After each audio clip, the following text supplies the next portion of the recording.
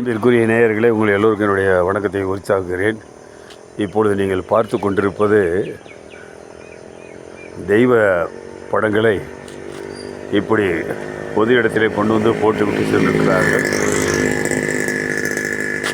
இந்த இடத்தில் நான் சொல்ல விரும்புவது என்னவென்றால், பெரும்பாலான தெய்வ படங்கள் பேப்பரில் அச்சடிக்கப்பட்டு அது ஃப்ரேம் செய்யப்படுகிறது. அந்த ஃப்ரேமை கழட்டி விட்டு தங்களுக்கு விருப்பமில்லை என்றால் அந்த பேப்பரில் அச்சடிக்கப்பட்ட தெய்வ திருவுடங்களை ஆற்று படுகையிலே நீரிலே விட்டு விடலாம். அதை விட்டு இப்படி போடுவது மிகவும் மனதுக்கு வருத்தமாக இருக்கிறது.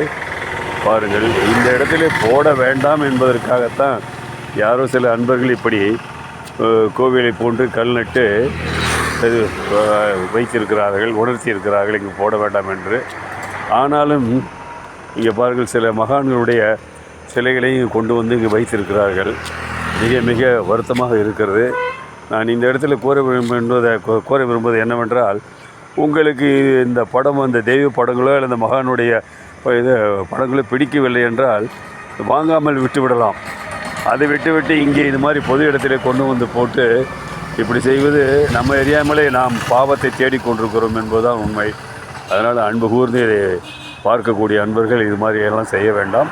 தெய்வ திருப்படங்கள் இருந்தால் பேப்பரில் அச்சடிக்கப்படும், அவற்றை ஓடுகின்ற ஆற்று நீரிலே கலந்து விட்டால் அது மண்ணோடு மண்ணாகி மக்கி போய்விடும். அதில் எந்த தவறும் இல்லை. அதனால் அன்பு கூர்ந்து இந்த நிகழ்வை பார்க்கிறீர்கள். இந்த மாதிரியான பொது இடங்களிலே கொண்டு வந்து போட வேண்டாம் என்று அன்போடு கேட்டுக்கொள்கிறேன். நன்றி.